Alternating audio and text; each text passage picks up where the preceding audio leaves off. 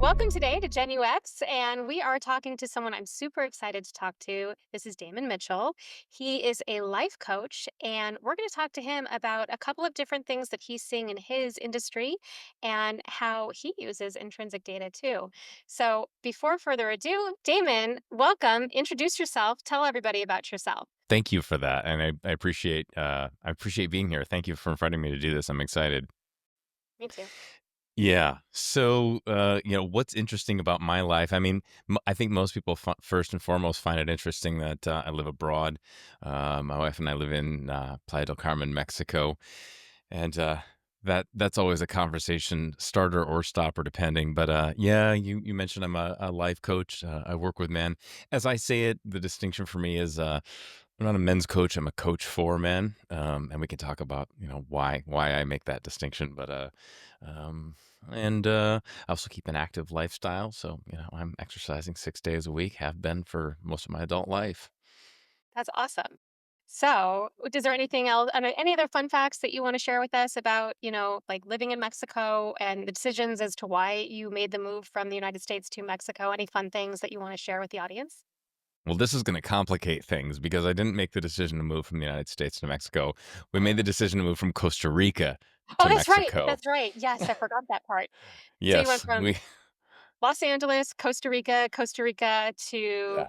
the best place ever. But, I was going to say Cabo, but you're not in Cabo. You're in Playa de Carmen, which is beautiful. I was out there and met you guys out there. So it was such a fun trip to see you. So tell me about like that Agreed. part of it. Yeah, yeah. Yeah, we moved, I think, for a lot of expats they leave because they're running from something. They have a problem with the government or the people or the taxes, and we just wanted to push ourselves. We wanted to do something different. We wanted to feel, I think, kind of liberated. We were both pretty married to our jobs in the States, work hard, play hard, and Costa Rica offered us an escape from that, but we didn't find the right zhuzh in Costa Rica. We found it we found it in Mexico. So, yeah. That's awesome. I also want to point out that in Costa Rica, you guys actually had a pizza parlor, which I think is really awesome because who doesn't love pizza, right? So you had a whole different world there, and then you've kind of reinvented yourself in where you are now, and you're doing something completely different, which Yeah. I think is really awesome. Like people don't realize that you can just make these choices and do these things, and I think it makes you a stronger human being. So Thanks. I agree. I mean, I think it's important to point out these are tough choices and require sacrifice. Most people who make these choices end up tucking tail and going home, which is also fine. I think it's still worth the effort. These people don't go home empty-handed. They learn something about themselves, but this certainly is not where we thought we were going to end up. This work is not what I imagined myself doing. We were going to open a bar on the beach. That was why the not? big thing. Yeah, well, at the time that was my number one activity. So, Yeah. It's a great activity to have. I love that hobby. But from like Costa Rica pizza place, opening a yeah. bar on a beach, like how did you end up in the space that you are now as like working with as a coach and working Yeah. with people, making them healthier, happier, and like working in their relationships and on Yeah. themselves? How did you end up in this space? Yeah. So yeah, it is kind of a funny story. So when we arrived in Costa Rica, I spent about the first 7 months drinking, and decided that probably wasn't going to work. In my prior life, my work habit balanced out my drinking habit, and absent a career, there was just a lot of time to drink. So I stopped, and I started writing, and I got picked up by a local marketing agency to write content, blogs, site content, and stuck with that for a while. I eventually became a copywriter, did email strategy and copywriting, sort of found myself down this path that seemed like it would fit my talents, but it did not fit my sense of purpose. And so a few years ago, I did what's called purpose discovery work Hmm. and came up with a purpose statement that made no sense to what I was doing. It was to connect deeply with individuals so that we could solve problems together. And I'm like, what does that mean? It's right, but it's not the right thing. So I talked to a friend. I talked to many people, many people. I talked to a friend who's a therapist, and I said, I don't want to go back to school. I don't want to become a therapist. I don't want to study. He's like, well, why don't you be a life coach? And I was like, I'm not going to be one of those. And it's just, that sounds like a terrible job. And I researched it and found out my perception of what it was and what it actually is, we're not aligned, and then I was like, "Wow, this is actually the right fit." I still don't like the title life coach, which is why I generally drop the life, I just call myself a coach, but, that is how I became, this thing that I am now that I call coaching. Let's talk about that cognitive dissonance for a second, because I feel like a lot of Sure. people, and maybe this comes up in what you do, like, but you were like, "No, I'm not gonna do that thing. That Yeah. that doesn't sound like something for me." And then, like you said, you looked into it and you had your Yeah. purpose statement. How did all that gel together for you? Yeah. Like, because it was like, "No, definitely not," right? And now it's Yeah. like, "Yeah, this is my world. This is my jam." Coaching has a branding problem. This is the copywriter in me. Okay. Yeah, because the assumption about what coaching is, life coaching is that you think of the models you have for coaching, you think of like athletic coaches, and in most cases, when people talk about coaching, what most people assume coaching is a kind of net expertise on subject matter, like American football or something like that, and so what we think of as a coach is that model, like you know the plays, you know how to excel, you kind of get your arm around people's neck, and you're like, come on and get them. You're a bit of a cheerleader, and when you put that word with the word life, it sounds like, well, I'm an expert on life, and just come talk to me, and I'm going to tell you how life works. And I was like, I don't want to. That's not. I'm not interested.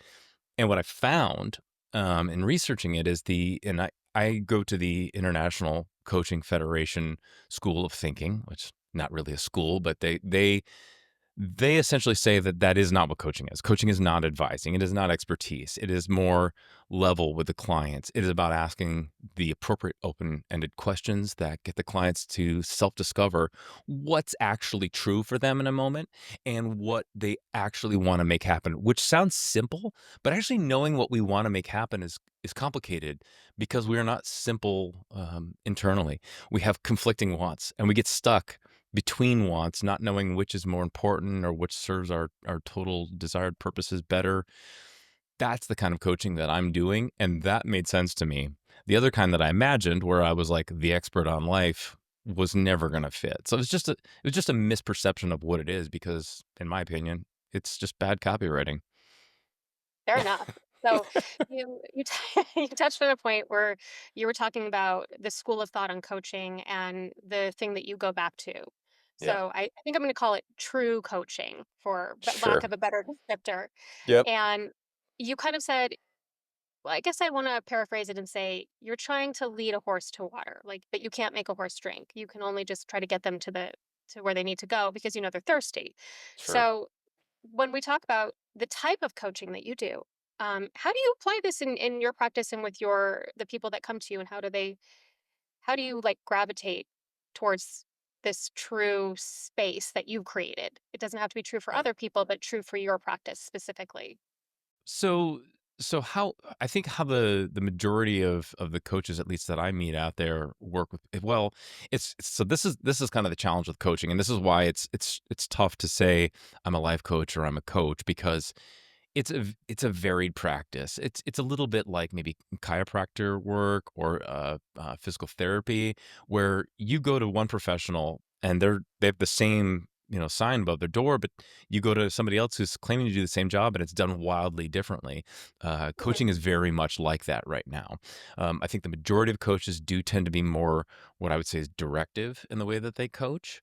So Okay. they are working in a kind of paradigm where they know the answers, they have advice, they give advice to tell you what they think. They'll listen to you, hear what you have to do, and that's not what I'm doing. What I'm doing is a kind of like non-directive style of coaching, which is we start our dialogue by figuring out what it is we're talking about, and then we determine what ideally we get to through the course of the conversations. That's what we call the agreement. And then we have an exploration of what is coming up for that person until something reveals itself as the part that matters most. It's a little bit goofy to explain. It's definitely something that's more easily understood through experience, which is generally when I work with people, what I don't do is I don't try to walk them through this how. It's just they're like, okay, I don't know.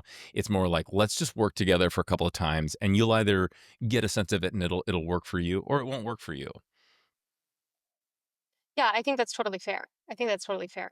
So segueing into like how you use your process. Yeah. Segueing into like how you use your process. So let's talk about things that like you've noticed in your industry, specifically within your own practice. Yeah. For example, are there any trends that you're noticing? One of your Substacks that I read was about masculinity is a complete package, and it really resonated Mm, with me. And I'm wondering about this topic. Was something happening behind the scenes that brought up this topic and brought this topic into your foreground, trends in your yeah. space, like that kind of stuff? Because that's what we're here to talk about. Yeah, yeah. So we can do that. I should flag up front, I never wanted to be a coach for men. That wasn't like where I thought I would end up. I sort of fell into this category. Most of my clients were men, and I'm seeing these themes, and I'm getting animated by these Mhm. conversations. And so eventually you kind of lean into what has chosen you, I think, in this work. But yeah, I went to so I have a men's group that I work with, and I also have a wide network of men that I work with, both in professional, but also just, casual. I just see them as like my wise circle of friends, right? And I went to this group, this entirety of group, this mix, and said, I asked this question. I said, in a world where masculinity seems to be on the chopping block, what's worth keeping? And the answers were not at all what I expected. The general, if I could generalize their answers, and that's really hard to do, it was kind of just a, I don't like the question was really what I was hearing from the men. They one guy outright did not even want to talk about it. He felt like it was kind of an offensive topic. Masculinity was something that was just forbidden to discuss. That was the extreme. Most of the guys were like, I don't resonate with this. I don't know. I don't know what this means. I don't even know what you mean by that word. And it doesn't motivate me to get involved to try to figure it out. It was all polite conversation, but the sense I got to finally answer your question was um, at least with the men that are gravitating towards me, they're not finding a sense of wholeness or value through talking about masculinity. Really interesting. So you're seeing that percolate, shall we say? Uh, Mhm. do you think it's because of cultural situations that we're in right now? Like maybe there's a I'm going to call it an alpha and a beta situation. Like Sure. just for because I think people know words like alpha and beta Yeah. types of personalities, whether it's male or female, it's kind of a neutral term. Do you think Sure. that there's like just more of a rise of people who are trying to just be somewhere where they when they want to assert themselves, they do, and when they don't, they just kind of, are a little more even keeled and find that to be like maybe more beta versus using the word alpha. Maybe it's a bad word. Maybe masculinity is a bad word in our culture right now. Like what is your pulse on that? Yeah. So this I feel comfortable with saying that these words are just not resonating with the lion's share of men, or at least the men that I'm working with. And I'm also reaching out through, I have a Substack, and so I'm connecting with an audience there, and I'm getting the same impression from that and the comments and the conversations that are coming out of it. What's actually going on, I can hypothesize, and I think it has. To me, it seemed, and this is pulling in my experience as an expat, as a United States citizen, looking back on my country and what I'm seeing, and I know people across the states with all types of political affiliations. Is I don't think it's stating anything novel to say that there's a polarization going on in the United States. And that polarization is, from at least from this perspective, largely a story that's being told. It's not Mhm. actually what's in people's homes. There are very loud factions that are sort of making the news and making social media, and I think the majority of people actually aren't on those extremes. They're somewhere between that, and they feel like they're kind of like, I don't want to be associated with this polar thing where it's like, you got to get all the way on this side, you got to get all the way on that side.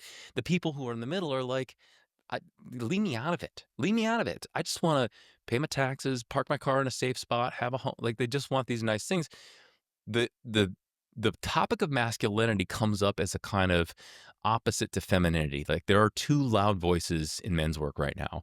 One is saying, "Hey, men just need to start acting more masculine," and there's another voice is saying, "Men just need to act more feminine." I literally read the other day that the men's movement is actually just repackaged feminism, and I thought that may be true, but I think most men that read that are going to be like, "Ugh, Yeah. I can't connect with that." Even if they maybe even call themselves a feminist and think of themselves in that way, they're gonna be like, No, that's not resonant for me." Again, I'm speaking from the men that I'm having contact That's with. okay. Yeah. and the sense that I get from the conversations that I'm having. I'm sure there's probably a split where 10% of the male population is like, "Yes, we need to be more like women." And 10% is like, Yes, we gotta be more like men." And then the other 80% is in the middle going, "I don't know. I something else. Something else No. matters to me." Yeah, and like I've seen this come up in a couple of psychology like conversations, and the idea of pair bonding, because maybe women are really interested in like what I'm going to call a beta male, like, Yeah. or just someone who's not as like, I think that there's an identity of masculinity being like an aggressive situation. Yeah. These things don't bother someone like me. I have an aggressive male in my life. I would call him probably an alpha male, and I like he tells me to shut up, and I'm good with that. Like we're good, we're fine. Because if someone didn't, I'd probably just like walk all over them, and that's an okay thing. Sure. Like we're a good balance for one another, and like I'm totally fine with him, and he can fix everything in my house, and I don't have to call somebody to do it. And like like those things are.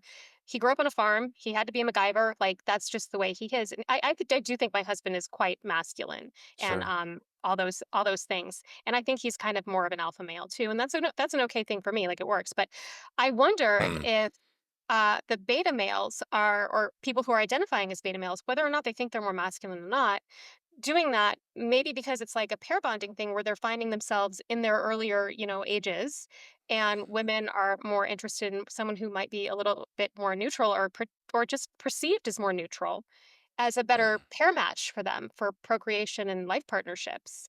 I don't know if you're having any of those conversations, but I have seen those come up. Like, what is your take on that? That's an interesting question. I just wanna pause and dial back just a second. I just Yeah. wanna tell you how obvious it was that you love your husband as you were describing him. Like, Oh, I do love you my husband. cannot hide it on your face how Yeah. much you adore him, and I noticed that. Um, and that's great.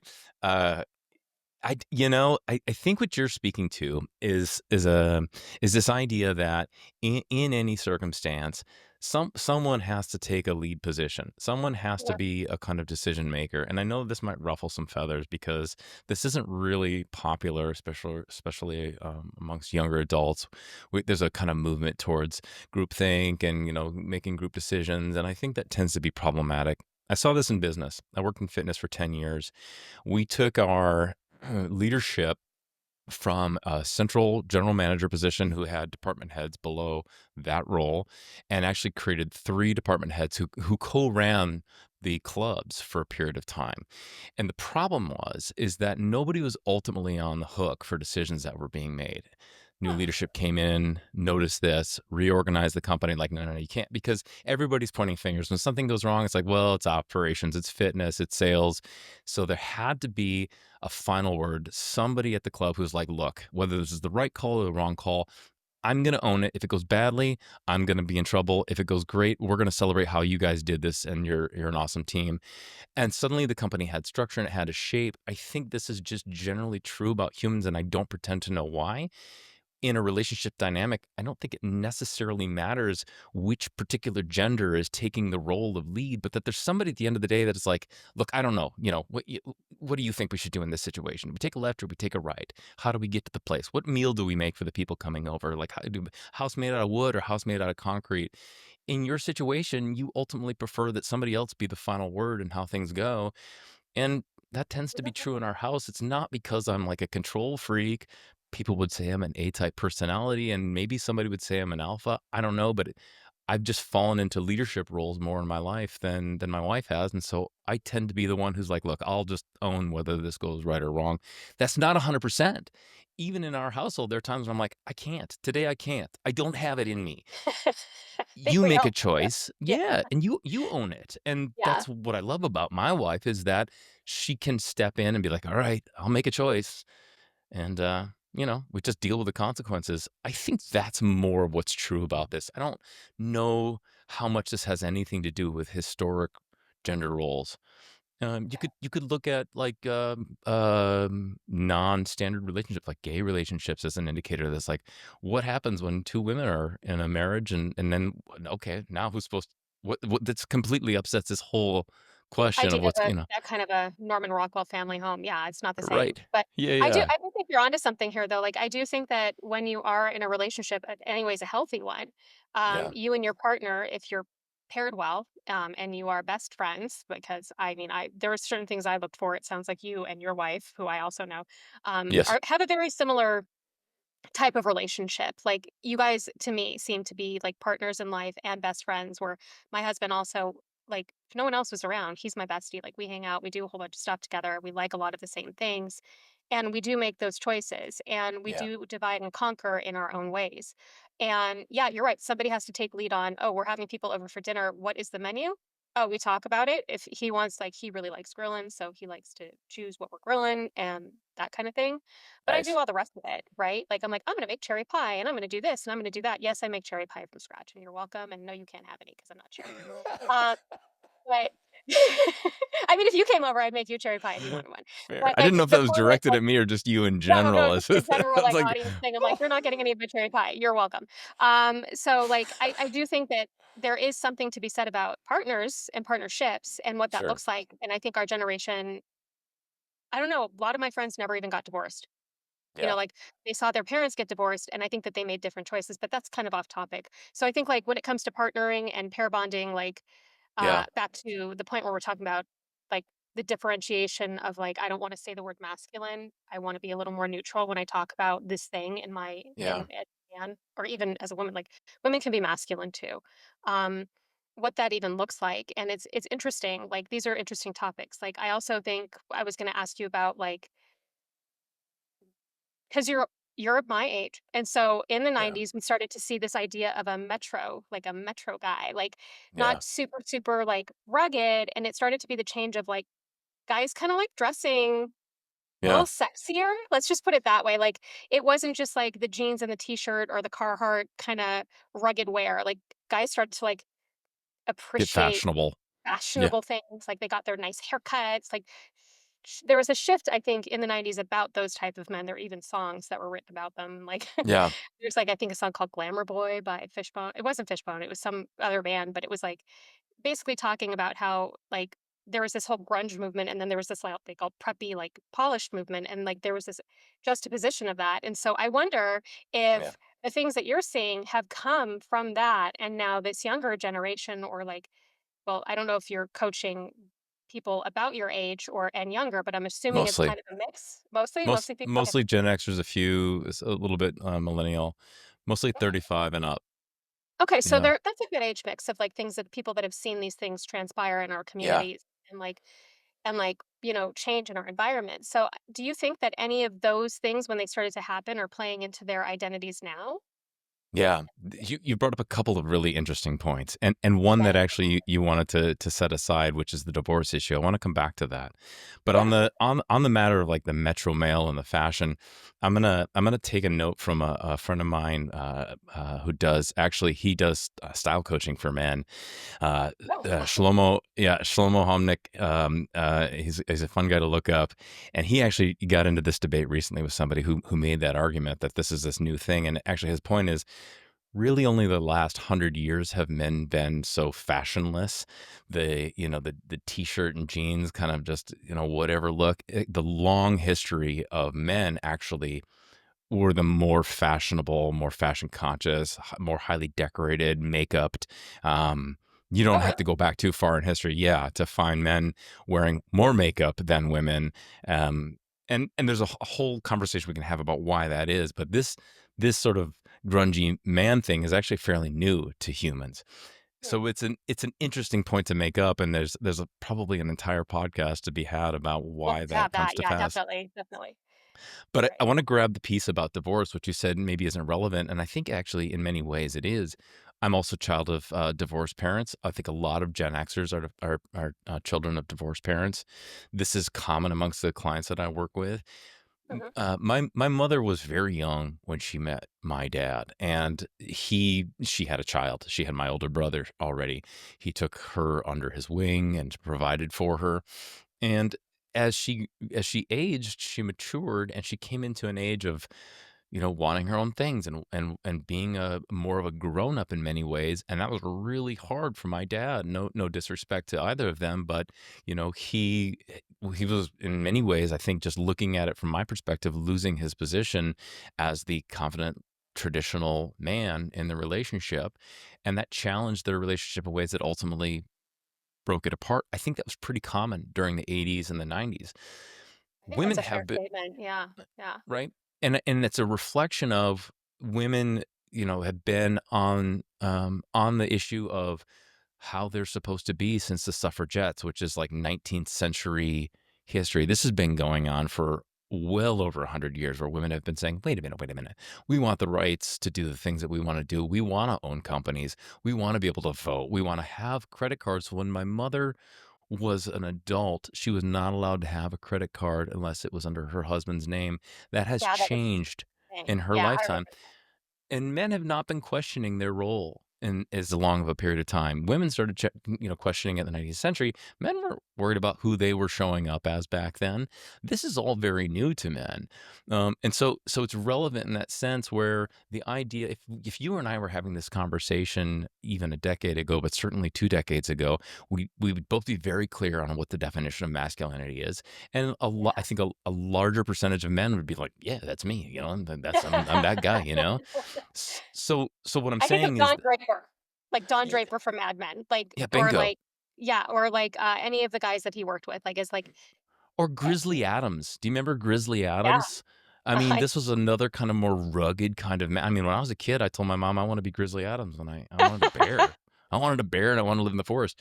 Things yeah. have changed, but the point being is that this conversation is very new to men. We're super unfamiliar with this water. Women are very familiar. Most women, all women today, grew up in a world where this was already in the water. They were already having these conversations about, well, I'm told I'm supposed to be this way, but I want to be a different way. And so some of what I'm running into is men going, I don't know. I don't know how I'm supposed to feel. What's the right? You tell me how to feel about this. Tell me the right way to feel. I don't want to. I don't even want to talk about this. This is weird and gross, and I don't like it. So maybe they're like kind of displaced in this conversation because they're trying to find where they stand in because the Bingo. traditional, maybe the traditional roles that maybe they're looking for aren't available. Like that could be a real thing. I do think It that that is. could be. Yeah, yeah. So And there are a lot of people talking about this. Scott Galloway talks about this a lot. yeah. He lands more on the traditional side, but he also massages in elements of, you know, it is not only a good idea for men to let themselves be vulnerable. It's important for them to in the appropriate context, in the appropriate space. But they also want to feel like they're providers. I don't agree with everything Galloway says, but he's having the conversation at least. So let's talk about providers and the concept of masculinity in like a 1950s frame versus what that looks like now. Okay. Do like because in the 1950s, I mean, my grandfather was the breadwinner. My grandmother worked for charities. That was kind of and took care of the kids. And there's Sure. nothing. I 100% think there's nothing wrong with that family dynamic. I think it's wonderful if a woman or a man could stay home and take care of their family. Usually, Yeah. usually it's still the woman. I don't think there's anything wrong with that. Like if that was our life, that's what I would do, and I would make that my choice and I'd be Yeah. happy with it. That's not what we do because A, we don't have kids, and B, like, we're like one of those couples that doesn't have kids and does whatever we want whenever we want to, and we literally do it. And Same. yeah, and you guys are too. But let's kind of dive a little bit into that, like because women like myself, I have a business, your wife has a business, you have a business. It's a Yeah. very different landscape. As a matter of fact, I only know a handful of women that have stayed home and not been in the workforce. Not very many. Most of the women that I know all have careers Yeah. in some capacity or another.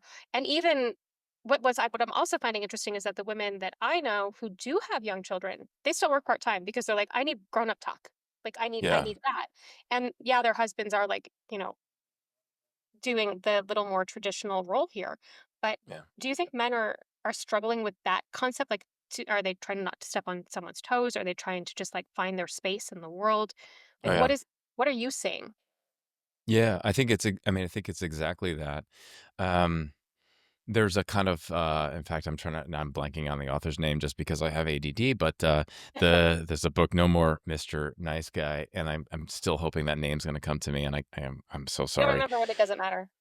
like It tomorrow does morning. really matter because he's very influential in this space. But the idea is that, he's speaking to this idea amongst a lot of men, especially my age, Mhm. where we were raised in an environment where, we were told that who we are and how we show up is bad or wrong. And so these men have tried to be a nice guy, and be accommodating. And they're also figuring out that that isn't working. And it's not about being a mean guy, but it's about being a whole human being who knows what they want and they ask for it like a grown up with respect to other people's dignity. Um, my sense of it is men are, and I don't mean to repeat myself here, but men are trying to chew on something that they haven't previously been chewing on. Women are more comfortable. To your point, the women that have businesses. It's funny because you cite that you like to have an alpha male as your partner. You like that part, Yeah. and yet if you go back to the 50s, as you talk about, you don't have your own company in that world. So it's like you figured out a way to bend the gender expectations and be comfortable with that, and that doesn't make you question that you're a woman and that you have the important needs of a woman and all of that. Men do not have those repetitions. They don't have those hours logged trying to sort those things out. I'm not sure if I'm actually answering your question, but it just brought me Well, right back to that same point. no, you are. We're going around it, and I think this is a really interesting topic for men and for women, and like how they perceive themselves. So, like, for let's take my grandmother because she was like my grandmother and my grandfather were like the quintessential, like, let's just say Don Draper and Betty. Yeah. Like, Same. Me too. except my grandpa did not, philander on my Yep. grandmother. He just didn't. He wasn't that kind of guy. Right. So like, but so my grandmother raised the kids. She had help, and she also didn't have, like, a job, but she made her job raising the kids and working for charities and doing a lot of charitable work, raising money. So she technically did her own thing and had her own thing. It wasn't like she was making income and supporting the family. Yeah. So, I guess when I saw that as a kid, growing up because I went to my grandmother's house every day after school. So I was with them all the time. And, she had a schedule. She had a set schedule. She had, this Mm. is what time we're having breakfast. This is what time we make lunch. And this is what time you'll have dinner on the table. And in between that, she would go and work for charities. I think she was working for the Jewish Home for the Aging. She was working for, I think she worked a little bit for Sova. She was very involved in our temple, up at the temple Stephen S. Wise. I think at some point she was even on the board. So she was extremely active. And I Right. think that was the expectation, like, "You're gonna do something, we just don't expect you to get paid for it, lady." Like, Yeah. you're Right. just gonna you're gonna support these other things, and she had a Havara group. They were very active. They had a group of, like, 100 people, like, 50 couples, and everybody would, like, host every couple of months. Like, it was a very different time, but it isn't that different. It's just I think you're onto something with where women were like, "We already did these things, and now we're evolving over time, like, why can't we take these transferable skills and, like, make money?" We Yeah. can make money, like, we can obviously do these things. So, Yeah. like, the way I see it is if I was in a position to raise a family and do that, I'd probably follow my grandmother's mold because that's what I learned growing up, and I do 90% of those things anyways. I wouldn't be paid for it, right? Yeah. Um, that's just kinda true to my realistic scenario if that was what my husband and I had done. And he would be the Yeah. breadwinner, and I'd be fine with that. And, like, Yeah. he grew up my husband also grew up, like I said, on a farm. His mom was a farm wife. 3 swears a day, including the guys that worked on the farm to farm the land, right? Hmm. So she was like, I mean, the pioneer woman, literally, except she lived out in the boonies of Rapid City. Like, people know where Rapid City is, so that's the best way to explain it. And they Yeah. had, like, I want to say, like, quite a few. I think they had like 9,000 acres at some point, and they were Good farming God. wheat. Yeah, I mean, this was their livelihood, right? So, like, that's what they did. So, I mean, it's really no different from what my grandfather did and how Blake's mom had a Yeah. full-time. Yep. So I think that you're onto something with how women have always just had things and structure Yeah. and, like, knew their role. And now that they're just, like, working and bringing in income and, like, everything is pretty much shared. I don't, like I said, I don't know very many women who have had the opportunity or choice to stay home and raise a family. But again, I think that's really important too. If it's possible, I would have done it. Yeah. But I don't have kids, so I don't need to. I don't have to raise my cats. They're fine. They know Yeah. how to clean Very themselves and take. self-sufficient. They're very self-sufficient little creatures. Yeah. But I think that when you're talking about the concept of masculinity, the evolving nature of what that even means for men in your spaces right now, in the space Yeah. like where you're coaching and the trends that you're seeing and specifically your domain. I'm not saying it extends to everybody else's. I'm saying what you're seeing specifically with the people that Correct. gravitate towards you and That's your important. Substack and your yeah, it's very important. Like maybe that has like some key play into it as they're like finding like where they live in this well, this is what it was in the 50s, the 60s changed that, the 70s changed that, and the 90s really changed that. Yeah. And they're in that generation of that transition. So what do you Yeah. think about that concept? Yeah, I think you're exactly on it. We are in a kind of messy middle for men. Yeah. And I'm found myself, whether I like it or not, exactly in that messy middle part where I really struggle to come up with concrete places to, it's really a case by case conversation with the men that I talk to. How's this working for you? What are you doing and what's working for you? I love your example of your grandmother, by the way, and your grandfather, because this, first of all, it's just beautiful. I love painting this very historic picture, but what you probably didn't notice as much as your grandmother was dabbling in what would have been more traditionally, male environments where she's running operations and she's organizing. Your grandfather probably was not picking up some of the diaper changing and right. So the very much is like to the not to ring the bell over and over is like women are venturing into these roles, these places where they weren't traditionally. Men were still very much like, nope, I do this and I do that, and leave me alone. And when's the Yeah. food going to be on the table? And they've just been we're holding strong on this position for so long, and now we're seeing like that's just not working. I mean, first of all, the family farm is gone. That's not even really a A lot of thing, people. and Yeah. and it hasn't been for decades, right? Um, yeah, you're making my point for me here. Is what I'm Well, saying. yeah, like I kind of like there's a part of me that sees what's going on in our culture right now and I'm like, wow, I feel bad for guys. Like Yeah, there's pressure on them. There's pressure that they're putting on themselves, it seems like, to try to figure things out. And like the yeah, media is not really helping. Like yeah, there's a lot of conversation about toxic masculinity and like, yeah, yeah, people do things and say things to ladies that they used to in the 50s and probably shouldn't have said those things in the first place. But again, that was a cultural snap yeah, shot of what our culture was like and things have evolved. We like human beings evolve, things change. So yeah. like there's a part of me that's like I think that and I'm not trying to be, either way or way Sure. about it, but I do feel like sometimes men are walking on eggshells Yeah, around in their relationships. And so based on what we're talking about, let's go back to like your coaching style and the things that are gravitating yeah, towards you. When these types of topics come up, because this is a lot of, what you're kind of seeing and what we've kind of discussed, like how do you use your coaching style to like help people come to realizations that they need to come to yeah. in your conversations with them? Like, what's your technique? What do you kind of do? Yeah. Great. So, I mean, it really comes down to identifying what's actually true for the person that I'm talking to. Mhm. And that is a simple idea, but as I was saying earlier, what is actually true for us is usually a multifaceted kind of thing. Yeah. Um, I do tend to view our perspective on things to be not just a mono, like we don't exist as a singular perception of things. If you're familiar at all with Dick Schwartz's work in internal family systems, you might be familiar with the term parts work, right? Or you might have heard parts. If you haven't, you certainly understand parts, and it comes up like this.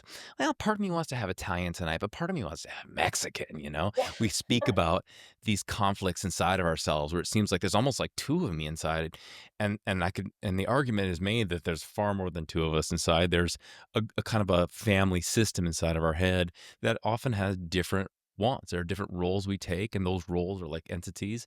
And so we get a little stuck, all of us, knowing what's actually true in this moment and what do we actually want. And that's a matter of negotiation with self, with all of those parts to figure out, wait, what is the whole family of me, of Damon, really, what's really true for Damon as a family system, and what does Damon want? That's behind the work.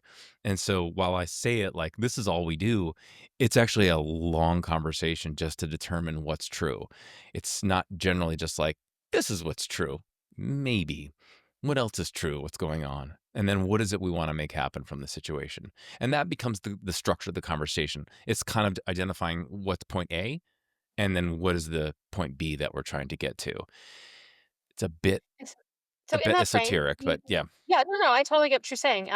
So in that framing, do you think that the people who are gravitating you for coaching are making progress in the ways that they want to within these trends and within these questions, these intrinsic questions that they're asking of themselves? Do you think that it's helpful for them? Like, because you're talking to them all the time and you're seeing these things, and so Yeah. what are your takes on those? Yeah, so long as this is a fairly recent discovery for me, so long as we're dealing with actual goings on in their lives and not hypothetical, then we're getting somewhere. We're finding something out and we're figuring out what we think about topics. The conversation has to be about something real that's happening. And I've tried it both ways. We've Mm. tried kind of getting a little bit philosophical about hypothetical situations.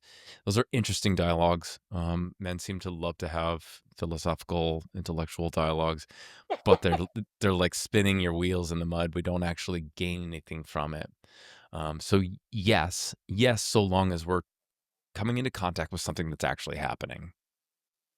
Okay, that's very interesting. So, and would you say like within this last year, because things have been changing, I think politically, as we spoke about earlier, like there's a lot of polarization. I think it started a couple years ago, but like it feels really intense right now for a lot of people. And again, I Yep. think most people, like you said, are very much in the middle, but Yep. there's very loud voices on certain sides. And I think that's kind of echoed by social media because that's going to get people riled up, and that's what these social media companies push. I mean, everybody knows that, and Sure. if you don't know that, I'm so sorry. You're welcome, and now you're awake. Um, Well, like, you're welcome and you're awake. yeah. But, like, in this past year, like, what have you learned and reflected on, while considering, like, what you've learned this specific topic? So, what are those trends like for you this Okay, year? so I want to just flag that I feel like maybe I don't have enough history on this topic to necessarily say how it is now compared to say a couple of years ago. My my casual sense of it is that it's not as hot of a topic as it used to be. It's not as spicy. It's not such a dangerous thing to get into. It's still uncomfortable, but there's less of this sort of like, I don't know who's around. Can I talk about this? All right, let's just talk Yeah. and it's there's less of that feeling about it. The men that I'm talking to are more comfortable, even if they're uncomfortable with in a particular language like masculinity or femininity, even if they don't want to really get into that. It's not that they crumble into a ball on the floor when it comes up. They're just like, I don't really want to talk about that. But they will talk to me about anger. We had an incredible conversation this week in my men's group about what anger is like and how people react to men's anger and what's wise to think about in those situations. And I don't know. I don't know if that was happening a couple of years ago. I don't know if men felt like they even needed to talk about that a couple of years ago. So, let's segue. So, I think Okay. this was an awesome conversation, and I think that there's so much value that you have, that you're seeing and that you can bring, and that, if there's a man out there who's, like, looking for a good conversation, and I think that they would like to talk to you. So, what are you up to? What are you doing? Tell us about your Substack. Tell us about you and how people can contact you and any of the things that you have going on. Yeah. So, but the Substack is probably like the most front facing place to get into what I'm doing, and I wish I had. So I'm launching a second Substack, which is just such a Substacky thing to do, but the one that I've been working on for the last year or so has been pretty general. I'm now creating a Substack specifically for men, and that is not live yet. But I can get you a link for that if that's something we can rather Yeah, we're than gonna me. put it all below. Okay, We're gonna put it all perfect. below. So you'll Yeah, see all Substack, your LinkedIn, all the things. If you have I don't think you have a podcast, but do you have a newsletter?